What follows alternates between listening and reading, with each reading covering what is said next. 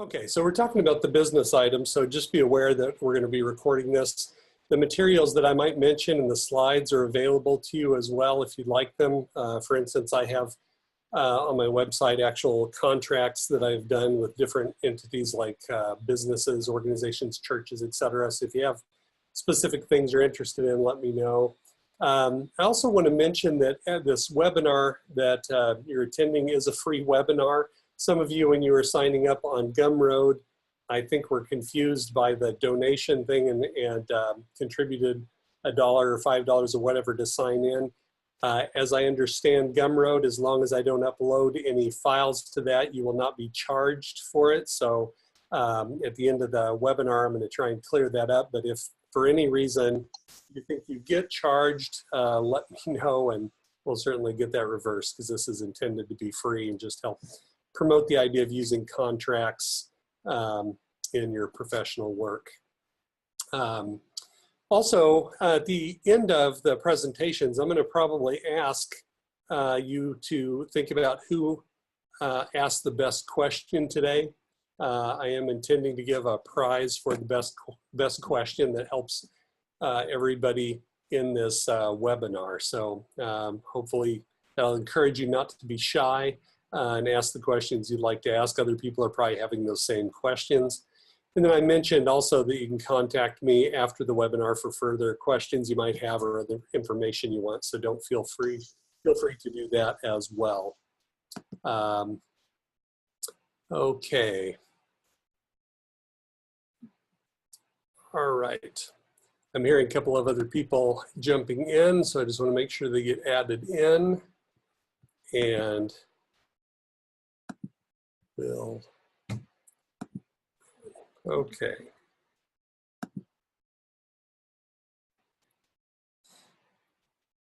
Okay. Make sure these participants get in. There we go. Admit. Admit. All right, great. Once again, thank you for all being here. And for those of you just joined, you can take a look at these slides and see some of the business items we talked about, primarily being the privacy issue being a critical factor. So it's my contention, having taught a lot of students and done coaching with professionals who have developed their own contracts, whether it was in a supervisory relationships or just colleagues that I know, that any professional who has some experience in this field and has contacts with people who trust their skills, have promoted or referred clients to you, et cetera, and are willing to pay for those services or have those clients pay for those services, can develop contracts with organizations and businesses and use this as a supplement to your private practice or as a primary means of providing services. And typically, in my experience with professionals, there is some sort of typical scenario that my students used to talk to me about or colleagues would talk to me about where they would start to enter a contracting relationship. And it tends to be something like this. So in this scenario, a school administrator might talk to you about the struggles of their school families. And this administrator makes a comment that there's a need for basic parent training. How many of us have heard these kind of comments? And thinks you'd be a good resource to provide that training. But she indicates the school doesn't have money, other than maybe a small stipend for gas or something like that, and is wondering if you would do some sort of parent training or group.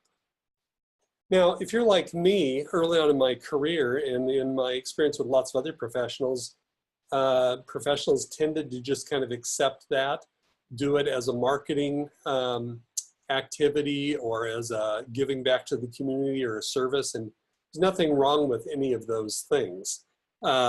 But oftentimes these can be opportunities to develop contracts where you can actually provide more services, be more involved in helping meet those needs if you're thinking along those lines. And if your contacts are like folks here in the Midwest, there's always a tendency to think that they can't afford anything. However, the reality is they often pay for what they really care about in general. So the process that I'm going to talk to you about with our impact model can help you learn how to develop these things into actual paying contracts.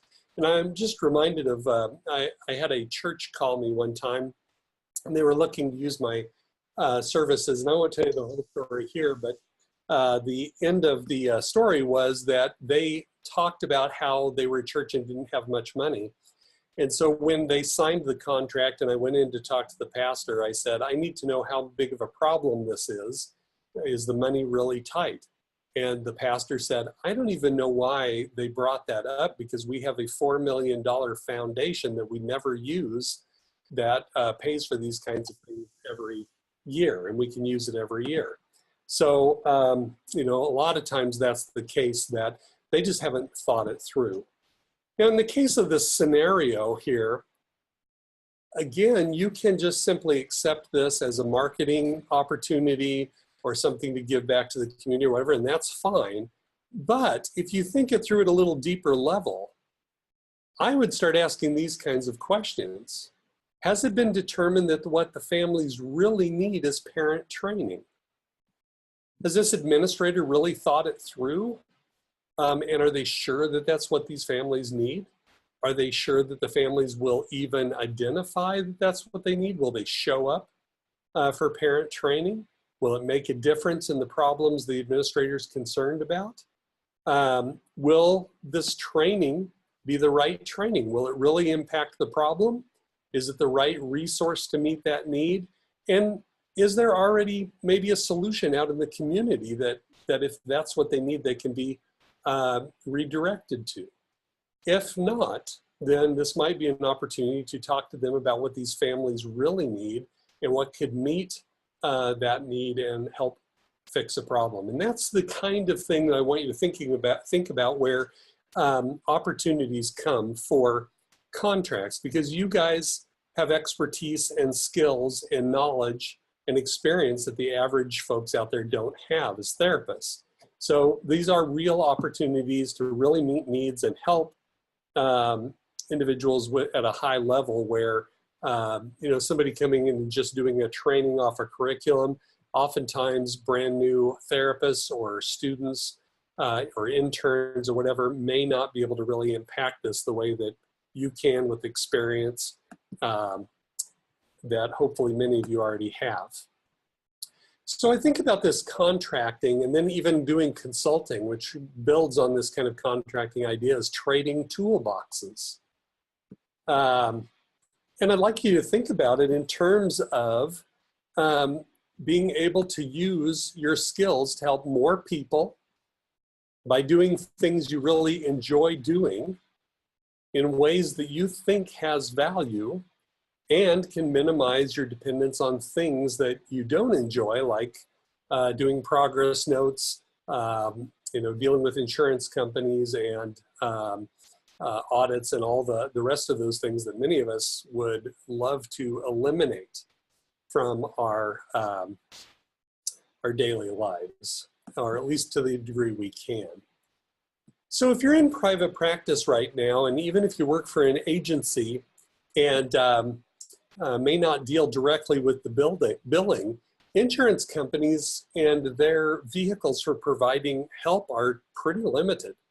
So if you're in private practice and you deal with the CPT codes and all that, these will be pretty familiar. You know, what are the things that we can do as private practitioners? Well, we can do a 90791 and do assessment. You know, we can do a 90834, we can do a 90837.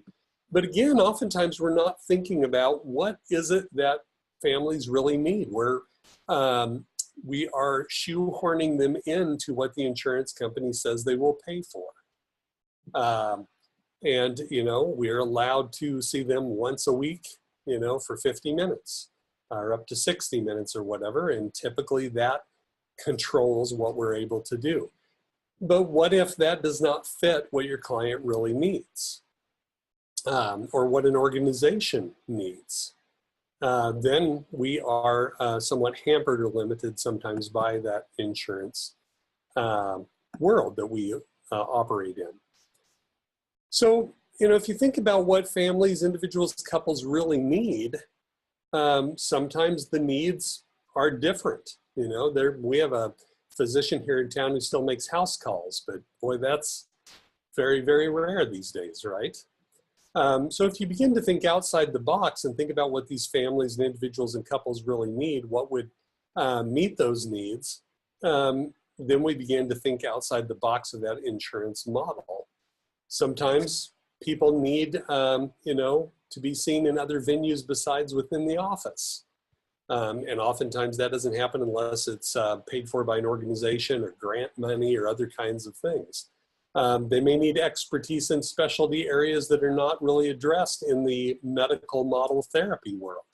Family businesses often have a lot of needs that can relate to counseling, mental health, coaching, or whatever that are not directly related to medical care necessarily. Millennials, those that rely on technology, and other groups can be better served in different ways, I think.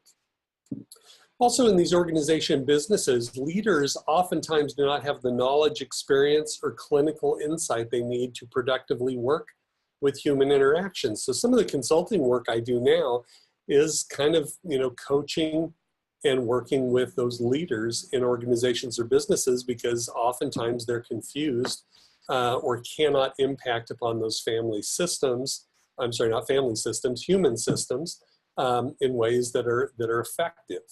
So just a case in point, I'm working with a utility company right now, just as an example.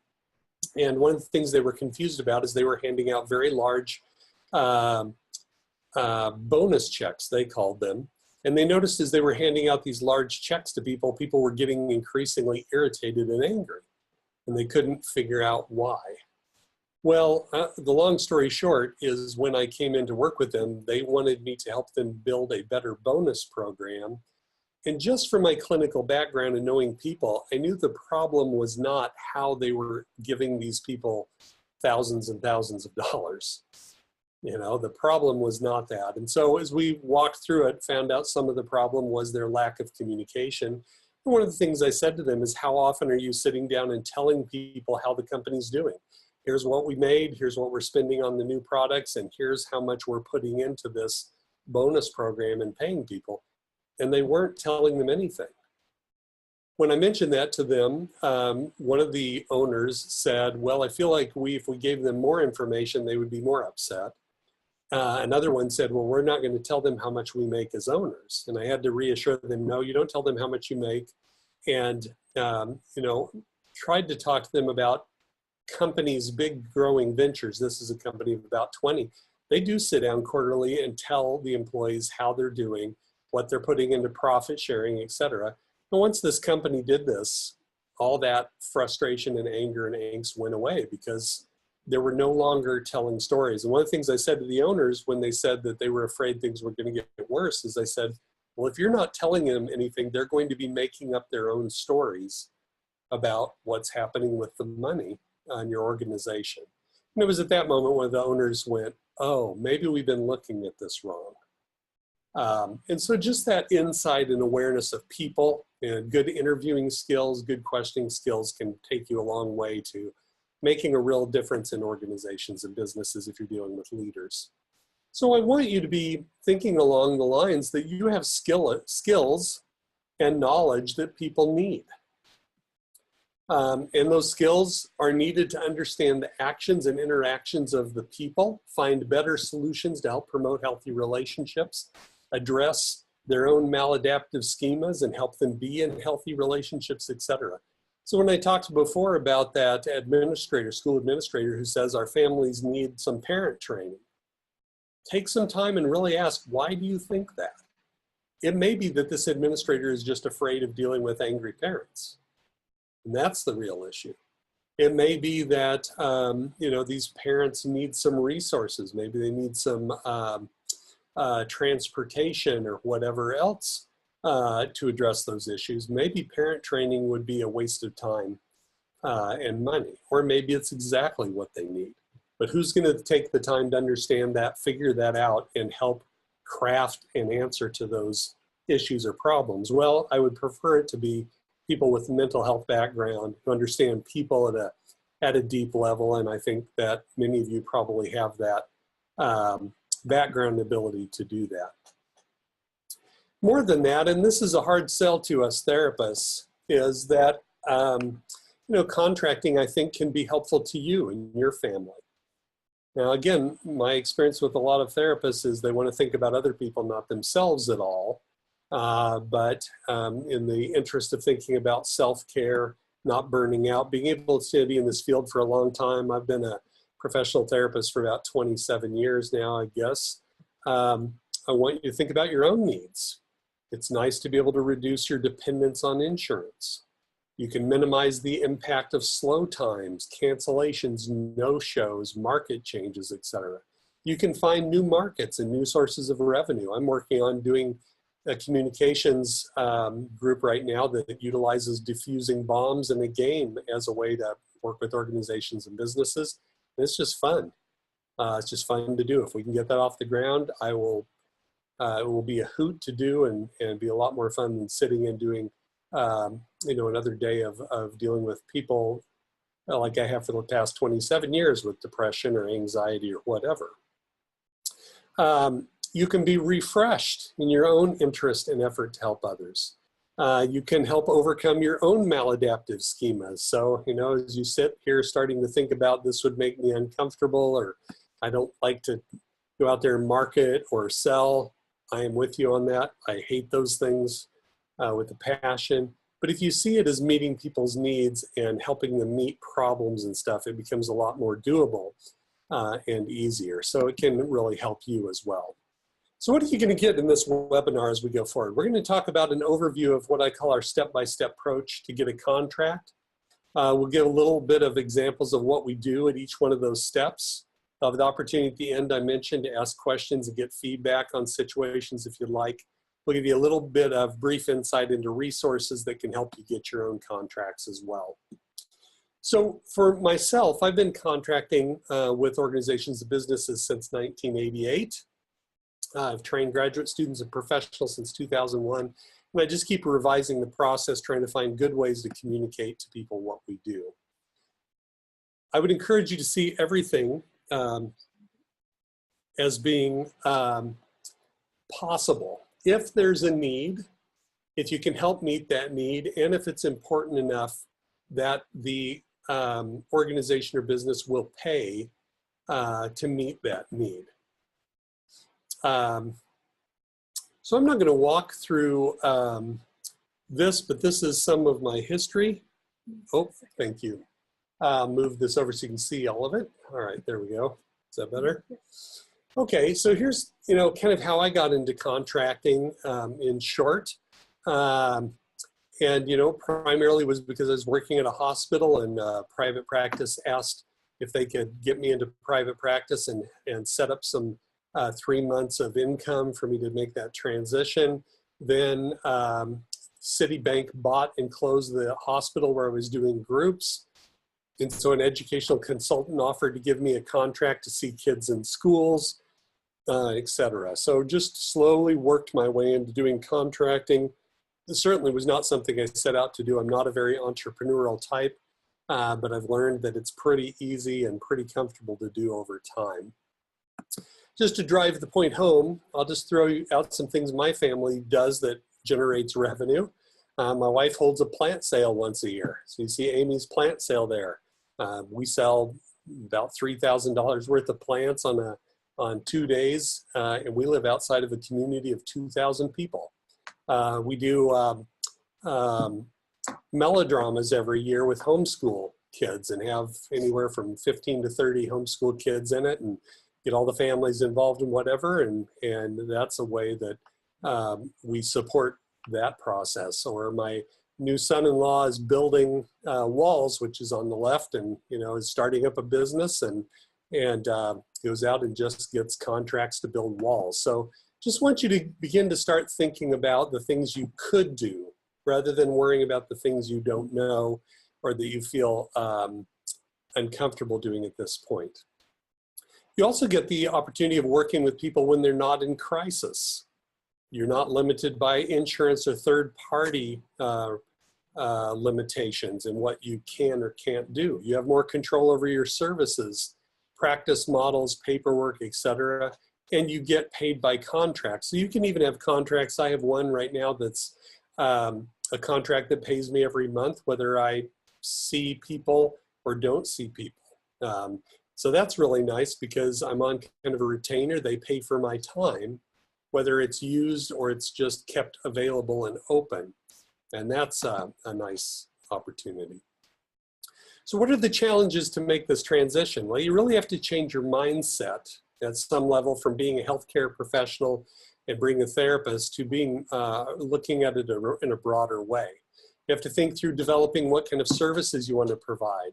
Think about how you're going to market those services, how you're going to brand yourself and sell. And so there are some business things that you have to go through, much like, again, you would do if you started a private practice.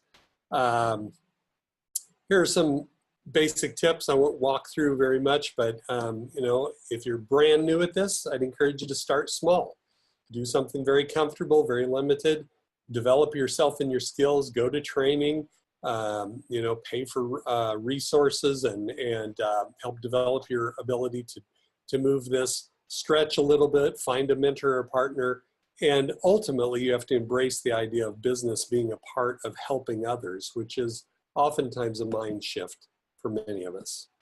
So let's talk about these steps to a contract. And I've already mentioned before that the way that I've developed this as I wrote my book Beyond the Couch and taught this to students, whatever, is to develop a very step-by-step process to help make me aware of what I'm trying to do at each step of developing a contract and what is the next step. And this is very helpful in my way of thinking to have a planful process to walk through and get those contracts signed. Don't underestimate, again, your skills. Here's some quotes about what I would call just the power of asking the right question. And I mentioned before asking those owners of that manufacturing company why they were not, or how much information they were sharing about their revenue and what they were spending and whatever. And that question really unlocked a lot of the problems in that organization. So if you're a handy person, you may be aware of a thing that looks like a drill but is an impact driver. Here's a picture of my impact driver that after I started working with a contractor, I realized I really needed. And so it has become kind of the model of, or the acronym, if you will, for the model of our steps. So here's the model as I use it and developed it in my stage. So the first step in this model is the initial approach. The second step is an exploratory meeting. The third step is the proposal.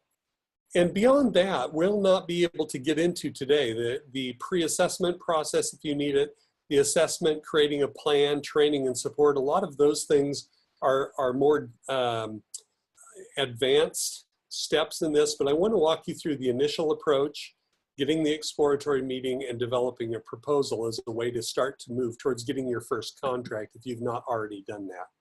Notice in these slides, I have the initial of the step up in the left-hand corner so you can keep track. So if I go back in this impact model, we're in this initial approach, first step, and here it is. So making the initial approach, and there's the I up there in the left-hand corner. Many times when I talk to therapists, even therapists that have been in the field for 20, 30 years, and I talk about contracting or consulting, they would say something to me like, I wouldn't even know where to begin. As if they have not been consulting with people, families, couples, individuals for years. But I think it's not having a model, not being aware of how to go approach it that often limits therapists to not developing these contracts. So when I begin talking to somebody and I start to recognize they have some needs, I'm trying to answer these kinds of questions during this first stage here, again, during this initial approach. I'm trying to ask myself, is this somebody I want to work with? I'm asking myself, do I have a decision maker on board? In other words, can the person who can sign the contract and hire me, are they seeing this as a problem and are they wanting this problem fixed? And then finally, is there more I need to know in order to decide what to do? So if we go back to that idea again of that principal of that school, when she is telling you that we need parent training, you need to ask yourself, do I need to know more to find out if that's really what is needed? And oftentimes the answer is yes, which leads me to the exploratory meeting, or the second step that we'll talk about in a moment. But these are the things you want to be thinking about during the initial approach. Do I want to work with these people? Do I respect them? Does my interests and my values and things align with them? Is there a decision maker on board? And do I need to know more? This can be very overwhelming again, because if you see it as a sales or marketing approach, a lot of times it's overwhelming for many of us, and I'm in that boat as well. But if you focus on helping organizations and helping leaders, helping them solve problems, then I think it has a different take to it. In fact, I've had people call me and say, hey, I'd like to hire you to do something. And as we have talked about it, I've realized that my skill set or what they're looking for is not what's needed. And I've found resources or referred them to other people to help them meet those needs, because I'm not going to take on something that I don't think would be successful for them. And oftentimes you can still help them in other ways. At times, you may have somebody make a contact with you, which is terrific. In fact, I was teaching my doctoral course on this one time, and I had a student come in, and she said, this is really timely because I just had somebody come to me at a workshop and say, hey, could you come and help our team? So sometimes you have those people that already trust you, that know your skill set, believe in what you do, and they will approach you. If they do that, then you are already half the way to having that contract signed. You just need to then be able to identify if you need to gather more information through an exploratory meeting. If you want to do some interviewing of other people and do what I call a pre-assessment that was on that, next to that proposal, and see if you want to move forward or not, because they're probably ready to sign a contract at that point, which is the best case scenario. And as you begin to think about services, you may want to think about, what am I most comfortable with? Am I comfortable with prepackaged type services or more concierge services? In other words, do I know what I want to do? Do I want to just provide trainings on gender in the workplace? Well, then I'm going to have a package, a prepackaged product that I'm going to go out and I'm going to try and interest people in and help sell or whatever. The model that I'm talking about oftentimes is because my process generally is more concierge type services. What do people need me to do? And what would help this organization or this business? However, I think in either case, even if you have prepackaged services, you can do the same thing. I have done workshops or conferences where I approached somebody in this initial thing and said, somebody has talked to me about doing some work on communication. Do you see that as being a need? So I'm still focused on needs in these initial introductory approaches, and trying to find out if I can find a decision maker who sees the need and would like to develop a contract. The primary goal of this introductory step here is, or the initial approach or contract, is to answer the question, do I need an exploratory meeting? So if I can't answer after talking to somebody about what they perceive as the needs, if I can't answer for myself, yes, I want to work with these people. Yes, the decision maker is on board. And yes, I know what would help. Then I'm going to move to an exploratory meeting.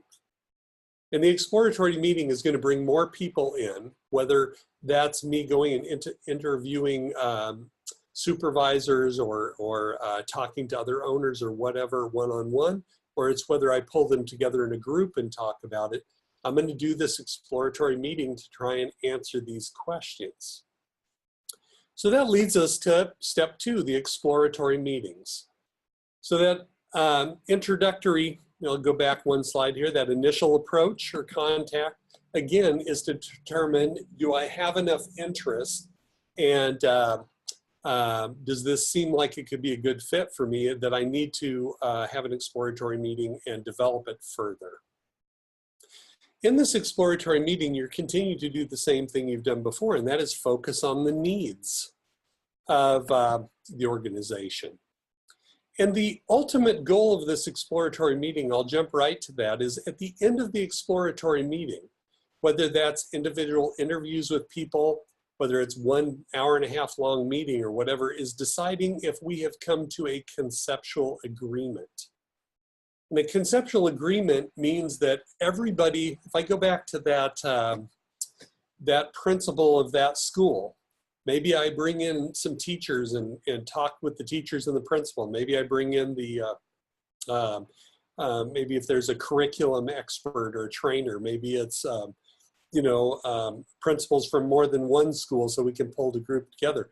If I can get all that group to say, yes, what we really need is parent training, and yes, we should do a good job of parent training. We should spend some time to find a good curriculum, find out what's worked in other jurisdictions, make sure that we have people really well trained to provide a very high level parent training. Then you may have a conceptual agreement where everybody is ready to move forward and you can do a proposal.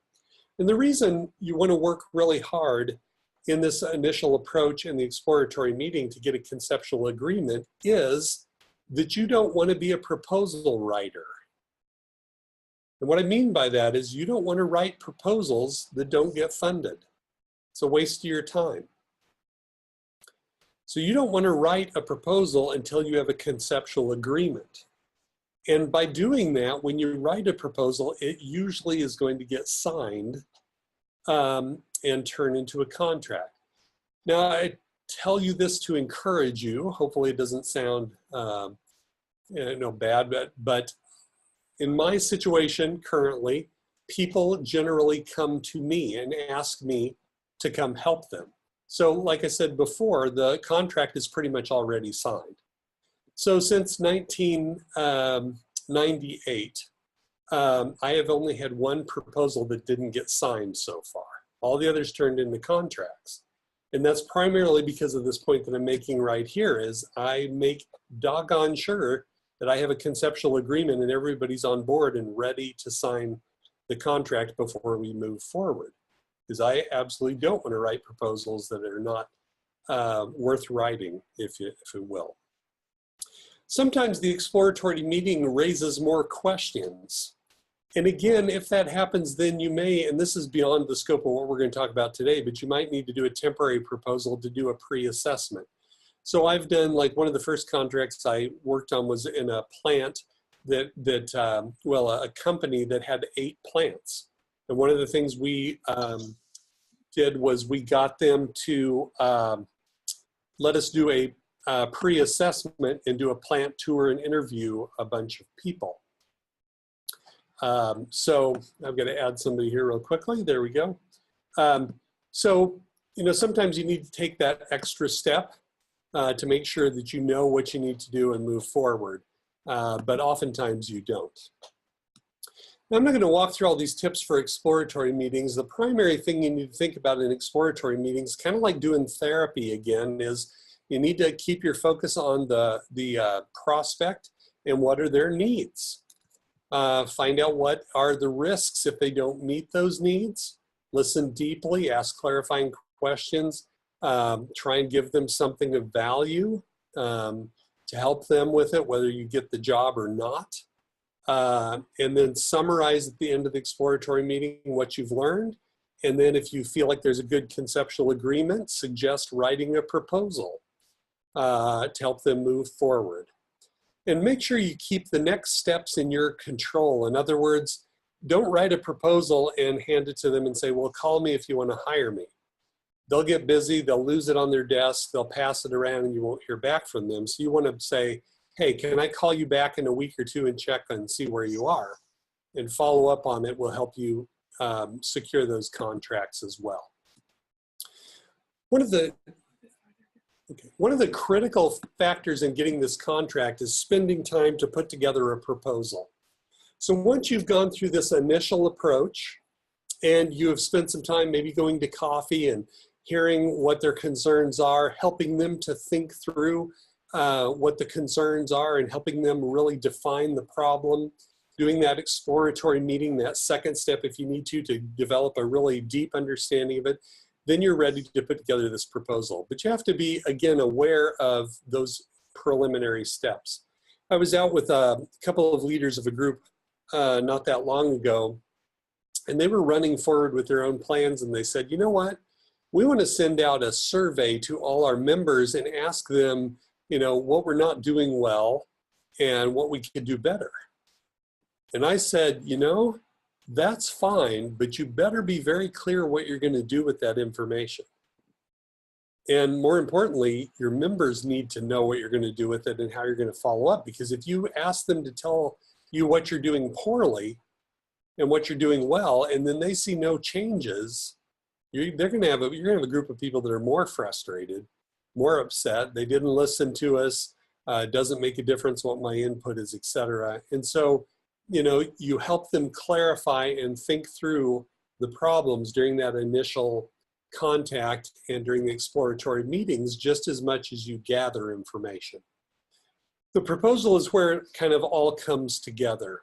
And again, the proposal is, you know, a bit daunting for new people, I think, because this is where you've got to put down, you know, your ideas of how to approach this problem, what tasks you're going to do, what steps you're going to take. And, you know, if you haven't done that before, it's a little bit uncomfortable. And that's where a good mentor or somebody with a little more experience who can walk alongside you is helpful. We had a couple of professors who did that for us at Iowa State when we went through our first big contract with the manufacturing company.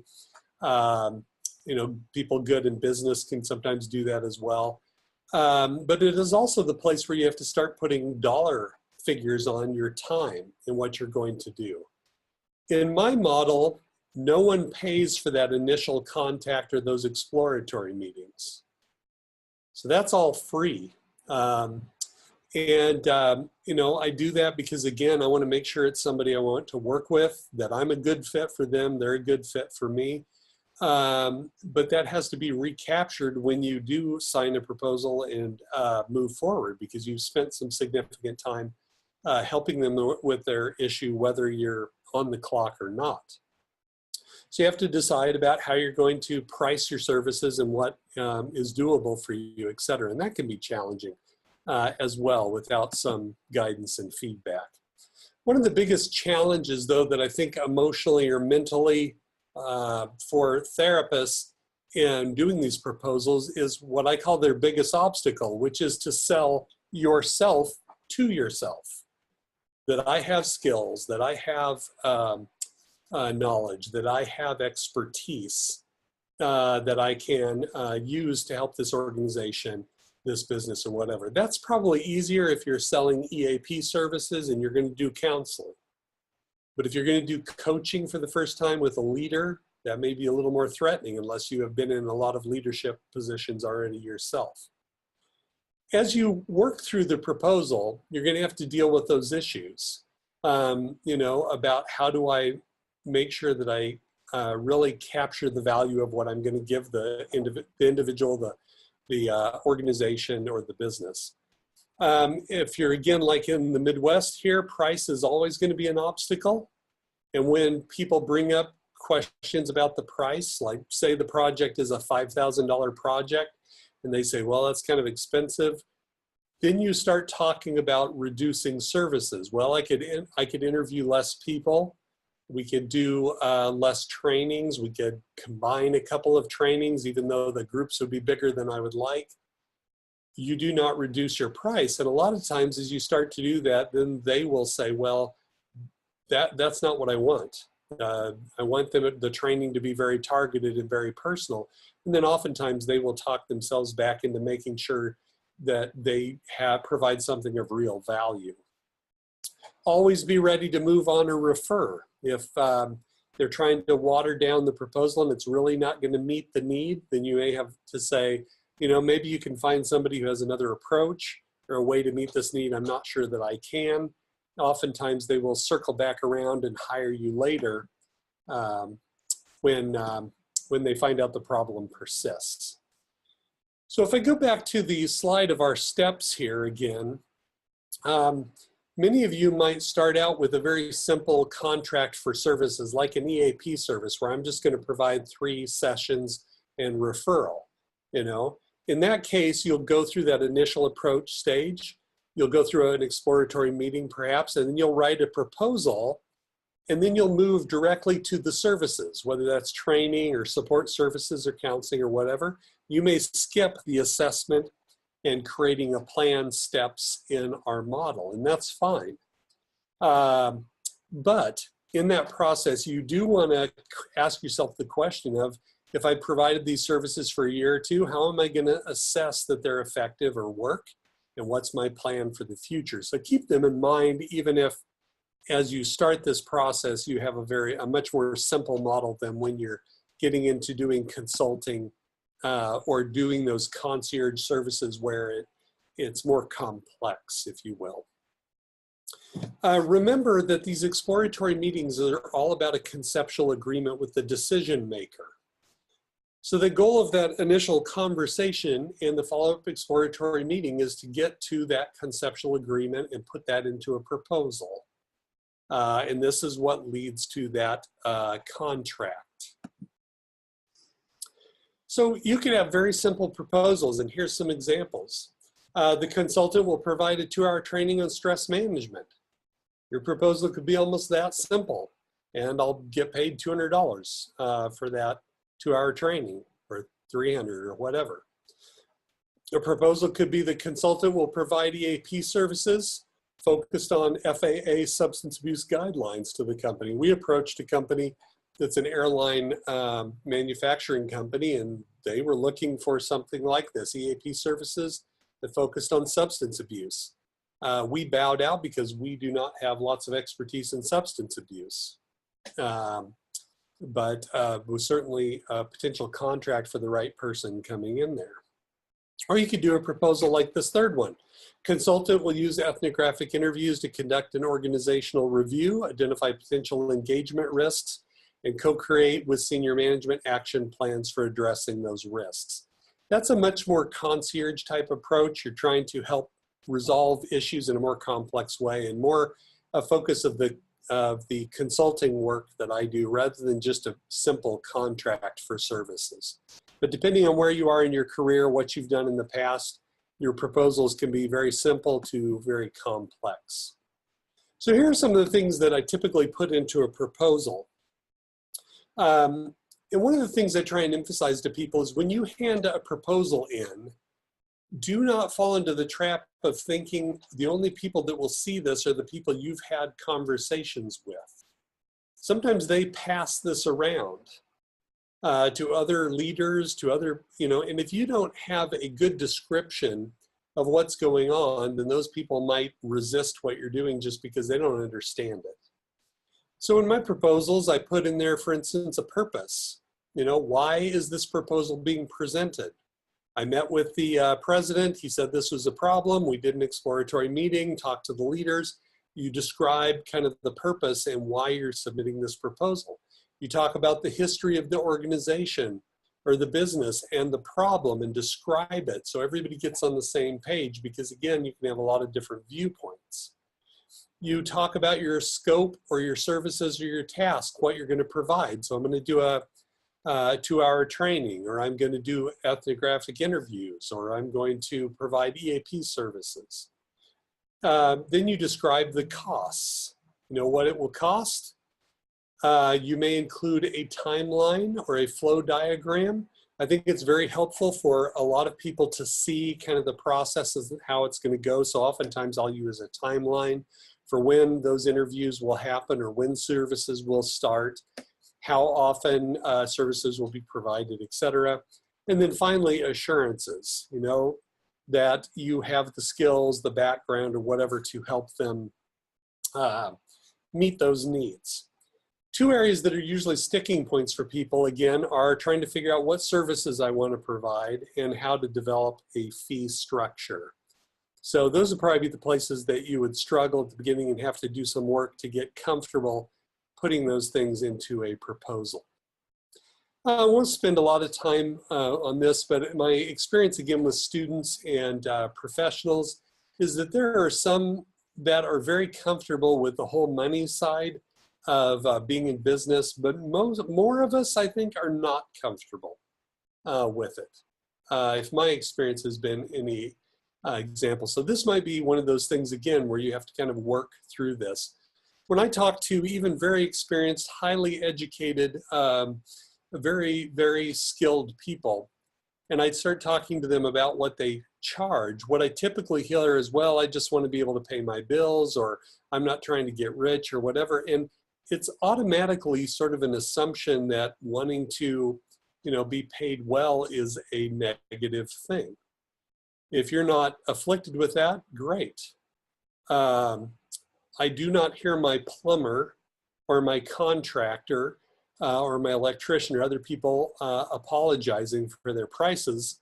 And I think that too many of us do and hurt ourselves as well. So it may be something you have to grow in. People generally will pay for what they value. So just as an example, how much do you pay for this every month? Most of us value our phones, internet service and whatever, and most of us will pay quite a bit to have those tools at our beck and call. When you get into doing contracts, again, you can look online and find all different types of contracts, but generally thinking, I think of contracts as being either a project or product based. So I'm going to sell you a workshop. They can be time or availability based. So I'm going to spend the next 5 hours helping or working you, or they can be outcome or results based. Now, I've never done outcome or result based type things, but there are some people who will come in and say, like, I can raise your revenue by 10% for this fee. That's an outcome or a result-based type of contract. Most of us are not going to be comfortable doing that or have the background to do that. So I think you're going to primarily be either project or product-based contracts. And again, product can be the EAP services that I mentioned before. It can be a workshop, or those kinds of things. Or it can be time or availability. I'll come in and interview your team, figure out what's going on with your team and make some recommendations to you, or I'll sit down and do some personal one-on-one coaching with a supervisor and help them understand their dynamics and how they work with others. Maybe I'll sit in on the meetings and give them feedback on their meetings and how I think they're coming across, or whatever needs are need to be met there. So that is a very quick overview, and I'm going to go back here very quickly to our model. So what I've described here is these first 3 steps. How to think about that initial approach. And just to remind you, the initial approach is to try and answer those questions of, do I want to work with these people? Do I have the decision maker on board? And do I know enough, or do I have a good enough understanding to know what will help meet those needs? The exploratory meeting can be individual interviews with lots of different people, or it can be a big group meeting. And again, the exploratory meeting is to try and get us to what? A conceptual agreement. That we have everybody on board, we know what the problem is, or how to find out what the problem is, and we know what needs to be done to begin to address this need or this problem. And then once we have that conceptual agreement, then we're at that point where we're ready to start writing a proposal. So that's the kind of basic bullet points of those 3 steps in the impact model to help yourself get a contract. And to my way of thinking, again, this helps me very clearly know what I'm doing at every step, be clear about what I'm trying to accomplish. It makes it pretty comfortable and pretty easy to move through to the point that I get to that proposal stage. Now, when I get to the proposal stage, that can become a challenge because, again, maybe I need more information from other people. Sometimes I have colleagues that I will show my proposals to and say, here's kind of what I found out. Do you think this would address that? Or, what tools do you know of, or what skills do you have that you've used in this area? And so you can go out and broaden your horizons and help pull in and develop new approaches. And I'll give you one example to this real quickly before we go on and get to our question and answers. I had a church that wanted me to come in and work with their team. And they were aware of kind of the Myers-Briggs. And so one of the leaders was saying, maybe we could do the Myers-Briggs and have all the group together and talk about the Myers-Briggs type indicator. And I thought to myself, you know what? These people are all been around a long time. They've been in leadership positions. My guess is all of them have been through the Myers-Briggs. And plus, I'm a little bored with the Myers-Briggs. So I was thinking, I think they need something that's a little more related to leadership in general. So I actually found the publisher of the Myers-Briggs type indicator, and I called them and I said, look, this is what's going on, this is what I need. And the publisher, CPP, said, you know, what you might want to do is you might want to use the FIRO-B, because the FIRO-B instrument uses the Myers-Briggs and then goes beyond that and does this leadership thing. So they talked to me about it, convinced me of it. So I then got all the materials to self-train and prepare myself to give the FIRO-B. And then I was able to do the Myers-Briggs and the FIRO-B, do a weekend workshop with these leaders and help them focus on their leadership. And it was really fun for me to stretch myself and move beyond the Myers-Briggs. I think more useful to them, etc. So you can go beyond what you already know to help yourself develop those proposals. And sometimes that's part of your proposal process, is to tell them, I need to help find the right tools for you. One other example before we move on, with the manufacturing company that I mentioned that were having problems with the bonus program, I said to them, if you want to have a better bonus program, I'm not a bonus program expert. So I could maybe find you somebody to go to, or I could do the research and find out what we need to know about bonus programs. And I have a contact at Gallup. I said I could approach them, see what they know. So they trusted me and said, yeah, why don't you just do the research? So they paid me for the research, and I came back and basically told them what I already knew, that the problem was not the bonus program. But they paid me for the time to do the research and help them craft a solution. Finally, I'm going to give you some resources, and then we'll go to the question and answer period here. So some general resources. There's not been any questions, have there? There's, okay, we'll get to the question in 1 second here. Thank you, Malia. General resources, if you're interested in consulting as a general, I would certainly recommend lots of resources by Alan Weiss. He's very, very good. He has lots of books, very prolific. Getting Started in Consulting is a good one. $1 Million Consultant is a good one. Value-Based Fees is a good one. There's just a lot that Alan Weiss does that's good. If you want to learn how to do proposals and particularly develop prices and things, The Complete Guide to Consulting Success by Howard Shenson is good. If you want to take a much broader look at consultation from the mental health perspective, a big volume that is usually a textbook for courses called Consultation Skills for Mental Health Professionals is good as well. And then there's a lot of resources we have online as well. We have no-cost resources, books, blog papers, proposals. You can sign up for our email list, and you can get private practice through contracting, engaging your team, or other kinds of things as well. So there's just a lot of resources out there we can help you with if you need it. I'm also going to tell you at the end here about if you want to get some of our materials cheap. I've put together a product code coupon, whatever you want to call it, so you can get that as a gift for being part of this webinar. So lots of resources there if you need it. Okay, and there's actually the discount for the contracting bundle, which gives you pretty much all the resources that we have. I think for $9.99 you can get all these books, et cetera, in our bundle if you are interested in that. Okay, let's look at I'm going to look at the chat here. I can figure out how to do that. Go back here. All right.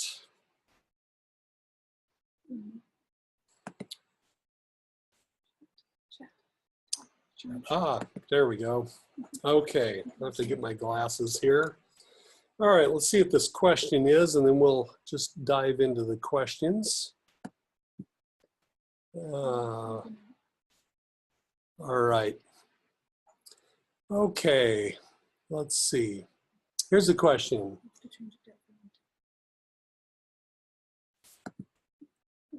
Okay, The question is, says, I've been a licensed therapist for 18 years and worked full-time in private practice for the last 10 years.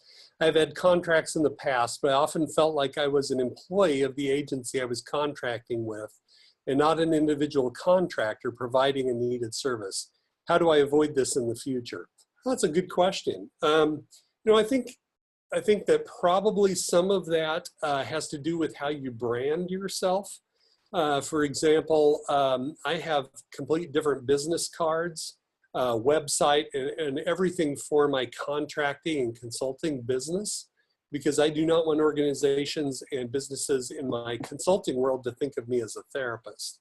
But the other thing that I would say about that is it's part of that exploratory meeting, perhaps, that you begin to set some of those expectations, you know, that we could set up a contract and this is how I could be helpful to you.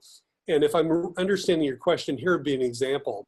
I was doing a lot of kind of free services for an organization. The organization that I have, I've had about a 15-year contract with for my time. So they pay me every month, whether I see a bunch of clients in an EAP type contract or I see none.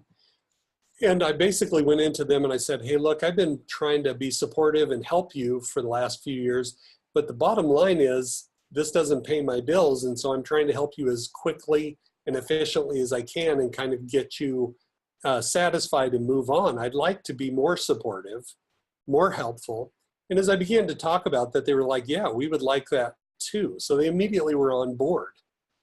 This led to me being able to talk about the proposal and putting in a proposal so I would have this kind of retainer type of arrangement with them. Now, there was a give and back and forth in that. They're like, well, how does that work? So I actually had to come up with scenarios to tell them about how that would work and how they could use those services. Long story short, I provide them a report every 6 months on how many people I see, what emails I've had, what contacts I've had, etc. And then they have also sent leaders as a part of that contract to me who were maybe burnout and needed some support or help or needed some coaching type things. So they can use that in many different ways to get value out of that contract, if you will. Okay, so let me ask, does that kind of answer your question? I think it starts again with how you see yourself. And if you start from seeing yourself as a therapist, then we're already kind of locked into that model. It says, it sounds like I need to be more in control of the proposal and the contract process. Thank you for your feedback. Yeah, I think, you know, again, it's part of that mindset shift that we have, that I'm a resource and we're going to co-craft this in a way that meets your needs and helps you meet those concerns, but it is also helpful and beneficial to me as well. Now, another thing I did with that contract was because I do that EAP in this office here where I'm currently located, there was a time when our costs went up. So I went back to them and I said, hey, look, my overhead has gone up. And so I need to adjust the contract. And you know, that's the only time I've adjusted it in 15 years, but they were willing to adjust it and have continued to have me on that retainer process for the last 15 years. Okay, good question.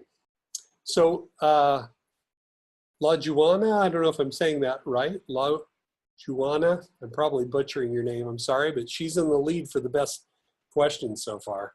She's got the only question. Other questions out there? And I'm gonna close down my slides here and go back to video, I hope.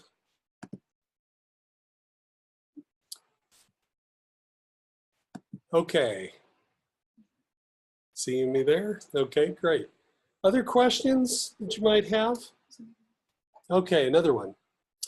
If I operate a private practice under a company name entity and want to add a blend of contracting, consulting, and or coaching services, should I create a second company entity as a separate umbrella under which purview to pursue this business? Okay, absolutely. I think, you know, one of the things that I would encourage you to do, I don't know if you're incorporated yet or anything like that, but I'd be talking to my accountant. If you are incorporated, to the person, the legal person who might have created that corporation.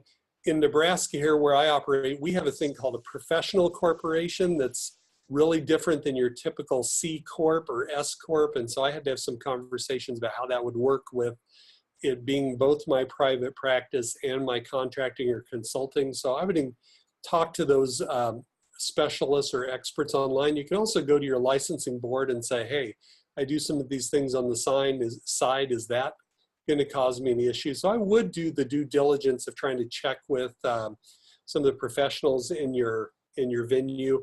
But outside of that, I think it just helps you make that shift in your mindset and present yourself as a entrepreneur, contract person, consultant, problem solver. So, you know, if all you want to do is do EAP services or provide parent training, maybe you can do that all inside your private practice.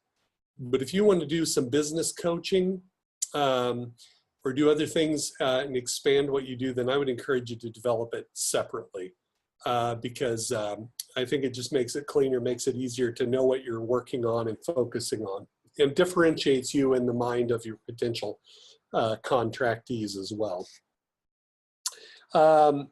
Okay, I have a question. What is the ethnographic interviewing you mentioned a few times earlier? Ethnographic interviewing is a qualitative research process. And basically, the easiest way for me to say it is it's what you do every day as a therapist.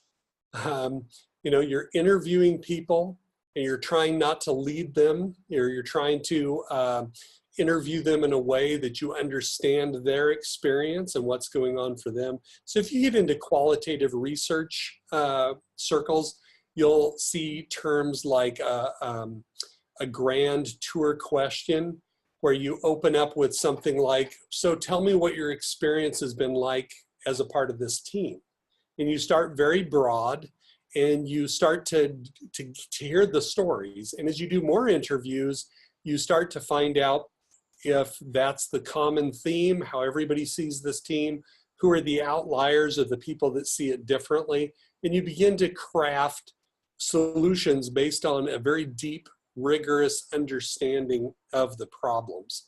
So ethnographic interviewing is just to my way, it's a way to do questioning that is research oriented, that you don't lead the witness, that you start to recognize patterns, et cetera. And when I've walked people through this in organizations, you know, like I had my brother who was 21 years military, he helped me with this one manufacturing company. At the end, he goes, now I see what you've been talking about with the ethnographic interviewing. Pretty soon you start hearing all the same things and you know what the issues are. So it's a deep interviewing process to help refine the problems and figure out solutions. Okay, let's see, Kathleen Young, let's see. Oh, okay. Yeah, let me back up here. Okay. Vincent says, what is the range of rates for, say, offering an EAP for a company with 100 employees, a maximum of 6 sessions per employee? Can you put clauses in the contract to limit, per se, substance abuse counseling or child counseling? Yeah, Vincent, I think that, you know, again, within the bounds of the legal requirements in your own state, which you'd have to kind of check out, you can do whatever you want to do. When I was doing this, I went online and found out what the kind of typical and normal rates were per employee per month. I also happened to be an administrator in an organization and we had an EAP, so I knew what we paid for it. And then I think I raised that somewhat to make sure it covered costs that were going to be unforeseen, and charged, I don't know what it was, $250 per employee per month at that time. It's probably closer to $3 now. And I offer about 3 sessions and then referral unless I have space. If I have space and they're in the wheelhouse of the things I really try and do counseling on, I will continue to see them. So I set those things up. I'll also tell you, I'll share with you if you'd like to see generic contracts that I have, like for EAP services. The one that I've had that's been in place for 15 years is not a great contract. I would redo it today. but I'm certainly willing to share those things if they'd be helpful as well. But I'd get online, find out, you know, what's typical out there. If you have somebody in management or leadership, you can ask them if they have an EAP and kind of what they pay, and start to develop that as well. Kathleen says, thank you very much. Webinar has been very helpful. Has the potential to significantly broaden my profession. Wish I had this thought-provoking information years ago. Yeah, good, great. Okay. Yes, generic templates would be helpful. Yeah, I do have some of those templates available on the website, I think. I'm not sure how easy they are to find, actually, because I put them on years ago. But if you have something you're specifically looking for, you know, I can surely point you in that direction. And again, my vision here, my goal, you guys, is I really think therapists give an awful lot to the community, sacrifice a lot of things personally, individually, and family. And so I just want to help spread the word that this contracting and consulting stuff can really free up people who have some expertise and some skills to do some creative, interesting, and fun things that might be outside kind of your normal way of thinking as a professional. Okay, any other questions anybody has? We've got about 15 minutes left here. If there's anything else that's on your mind. I guess I have one. Oh, I didn't even think to put out my proposals here, which maybe I won't at this point. Do those 3 steps, I know we went over them very, very quickly, but do those 3 steps, does it help you begin to have a vision of how you can think about where you are in this process and how you can develop a contract? Because I've developed this, again, over 20 years, and I'm trying to communicate that to others.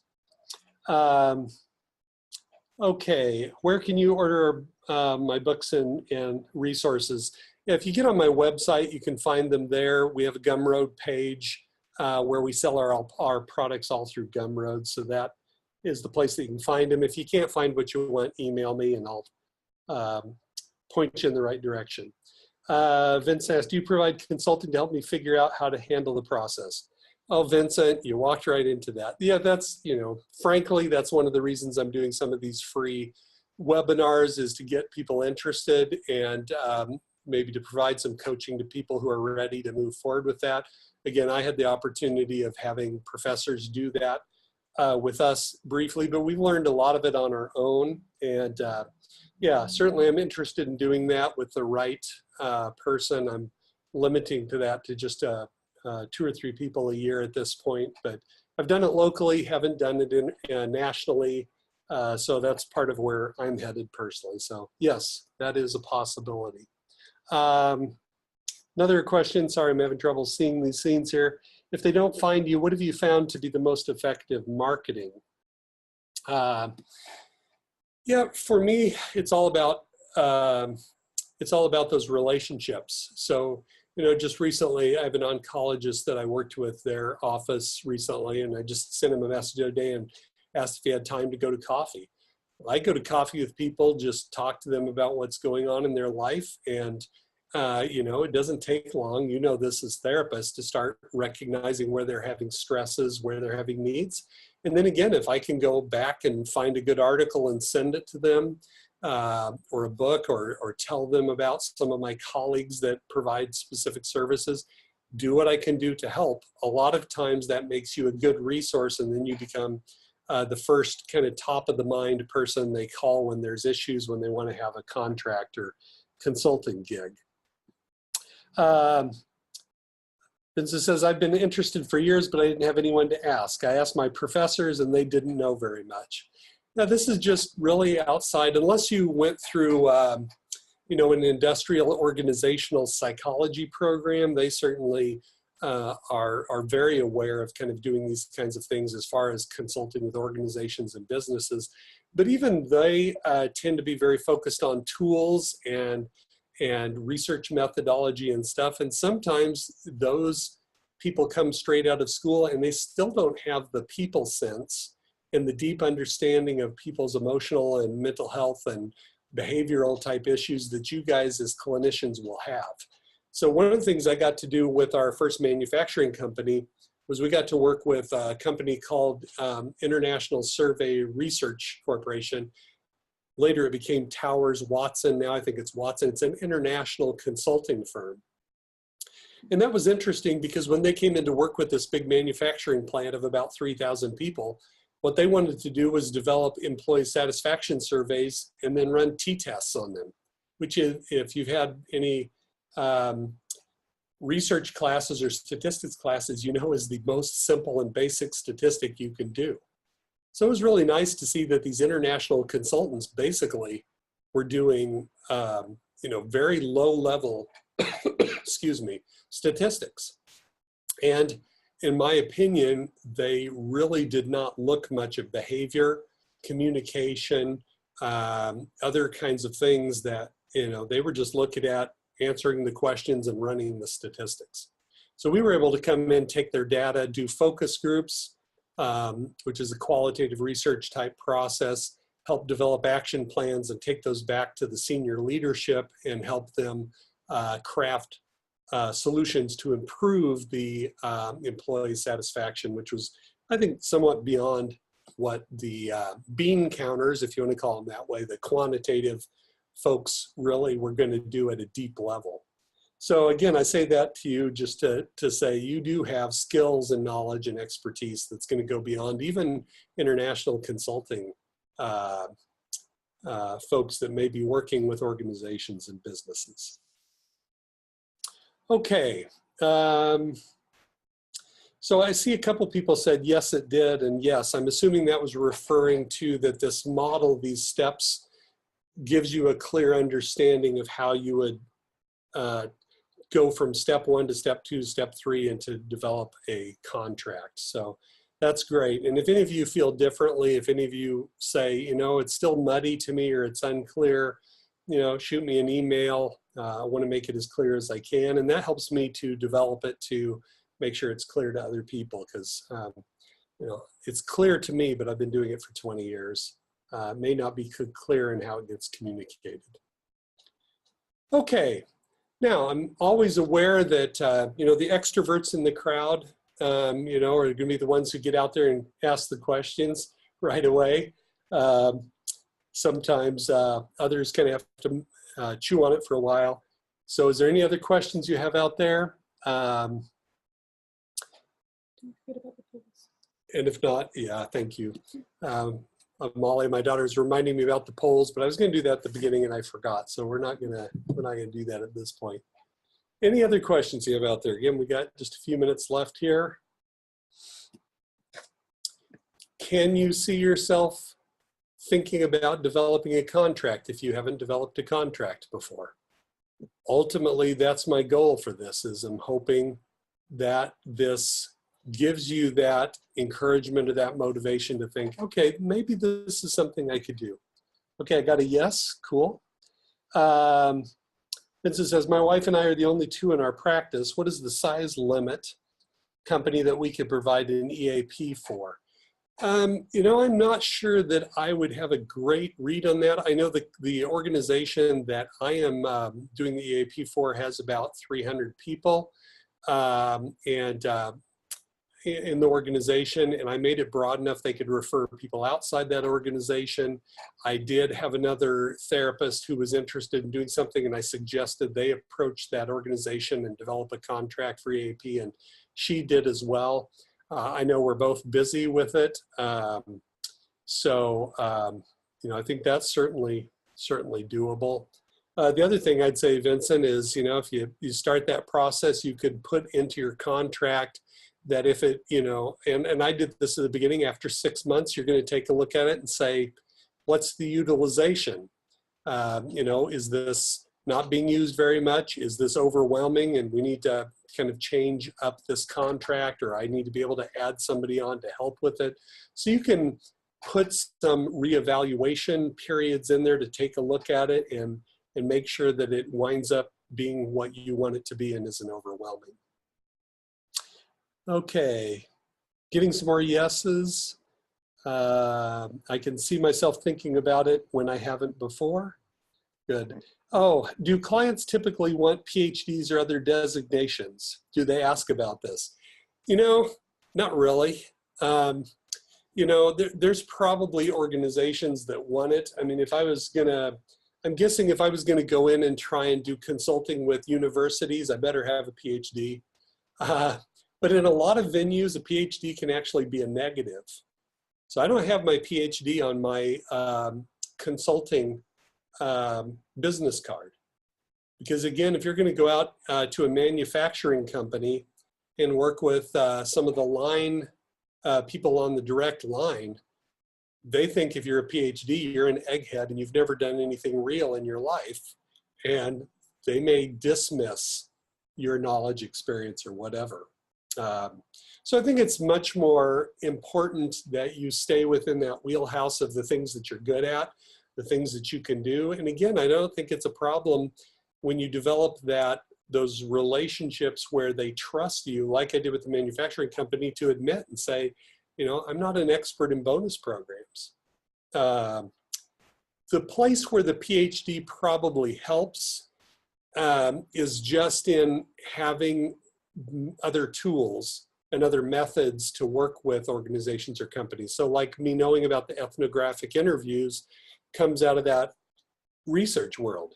But, you know, many master's program people know about those things if they've had a good, strong research component in their master's. And it's certainly something you can go out and learn. With a master's degree, you know how to learn. You know how to develop new tools. You know how to implement these things. So you can certainly do that. I would also say don't hesitate to think about partnering. I have one family therapist in Boston who got connected really closely with a lawyer. And so they provide services for family businesses. And the therapist told me that it's really great because when they're talking about estate planning and stuff and it becomes technical and legal, he just sits back and lets the lawyer talk. But when it comes to family issues, and their concerns about the relationships among the children and how do they make sure that those relationships are protected and whatever, and how to do the succession process and whatever, then the family therapist jumps in and takes over and the lawyer sits back and lets him talk about those family relationships and how to protect them. What does my card say? My business card, I should have one here, I probably do, but I think it basically just says consultant. So it has my name and has a consultant on it. So in my business world, I don't market myself as a mental health professional. And one of the things that I do highlight when I talk to people about it is I have been in leadership positions, supervisory positions, et cetera. And so I tend to emphasize that more than my mental health side. Because I'm trying to work again with organizations or businesses that may or may not be willing to think about hiring a shrink, so to speak. That said, I've worked a lot with churches who they probably would be okay with it. I've worked a lot with nonprofits that are more in the social services, human services arena, so they would be fine with it. It's probably the manufacturing companies I've worked with. I've worked at the bank. I've worked with some schools. Maybe would have seen it slightly differently.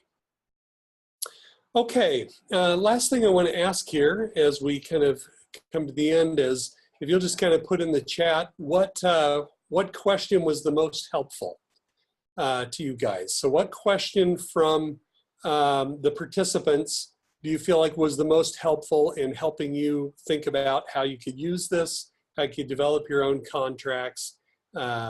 So if you'll put that down, I just would like you to real quickly just put a one word in the chat or whatever, what question was the most helpful to you. And then what I'm going to want to do with that is whoever feel like gave the best question would like to have you contact me and give you a prize for asking the best question. And then all of you again can go to that Gumroad page that I mentioned before if you'd like. And download the package of our things if you want with the discount. And then finally, for those who asked about the coaching, I am going to try and add 3 people in 2019. So if you're interested in that, you can contact me as well. Okay, got one question where you were asked about, where you talked about the lawyer, okay? Good. So I think that was our Glick's question about PhDs and designations. Talked about the partnering with the lawyer. Other, asking about the available templates. Trey says, question about, do clients typically want PhDs or other designations? Okay, so that's there again. Same Glick's question. Any others?